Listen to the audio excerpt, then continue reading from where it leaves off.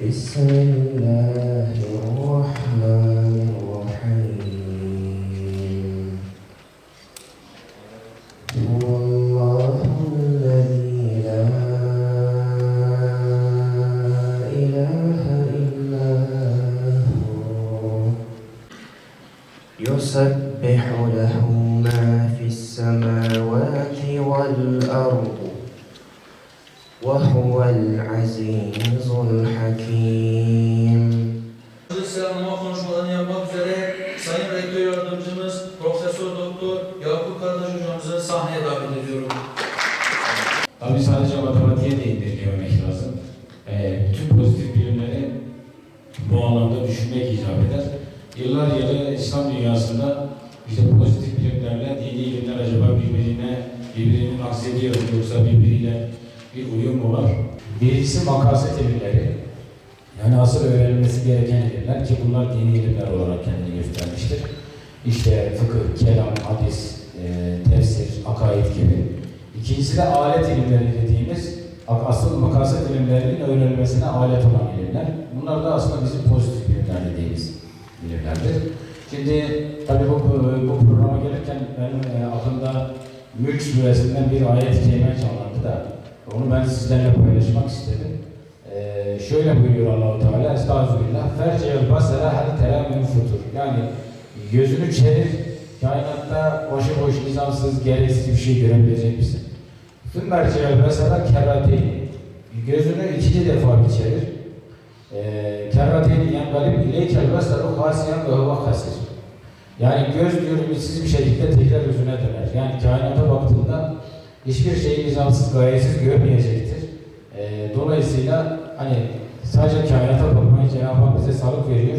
O yüzden bütün aslında pozitif bilimleri biz bu manada aslında Allah-u Teala'ya bizi ulaştıran bir devlet olarak görmekte hiçbir sakınca yoktur. Şimdi teknoloji çok gelişti. Büyük bir nimet. Fakat hangi nimet olursa olsun eğer dikkat edilmezse, iyi kullanılmazsa o nimet zararlı da olabilir. Mesela elektrik çok büyük bir nimet ama insan dikkat etmezse kendisini de yakabilir, evini de yakabilir. İşte bu teknoloji nimeti de dünyayı bize bir köy haline getirmişken, bir şehir haline getirmişken, her şeyimizi kolaylaştırmaya vesile olmuşken, insani değerlerimizi, ahlaki değerlerimizi, ailevi değerlerimizi yakmaya başladı.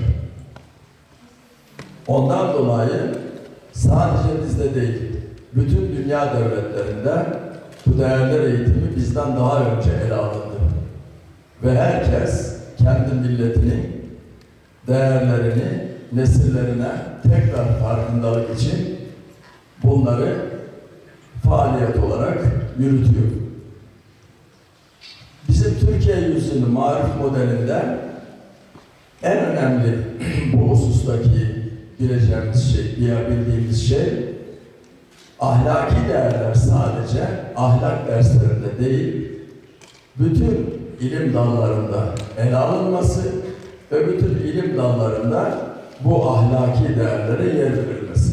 Fizik, kimya, biyoloji gibi, matematik gibi her ilim dalında. Bu çok önemli. Biraz önce hocamızın ifade ettiği gibi şimdi aslında bütün ilimler, bütün fen dalları Allah'ın eserlerini incelemekle meşgul. Hatta Profesör Doktor Muhammed Abdüsselam Pakistanlı bu Nobel ödülü aldı. O der ki bilim Allah'ın eserlerini inceleme sanatıdır. Şimdi mesela biyoloji ne inceliyor? Canlıları, canlı bilimi kimin eseri? Allah'ın eseri. Peki uzay bilimleri ne inceliyor? Yıldızları kimin eseri? Allah'ın eseri. Şu elimizin diyelim şu işaret parmağında bakın 1, 2, 3, 4 tane parça var. Fakat bu 4 parça rastgele parçalar değil. Şu birinci parçayla ikinci parçanın toplamı bize üçüncü parçanın uzunluğunu veriyor. İkinci parçayla üçüncü parçanın uzunluğu da dördüncü parçanın uzunluğunu veriyor.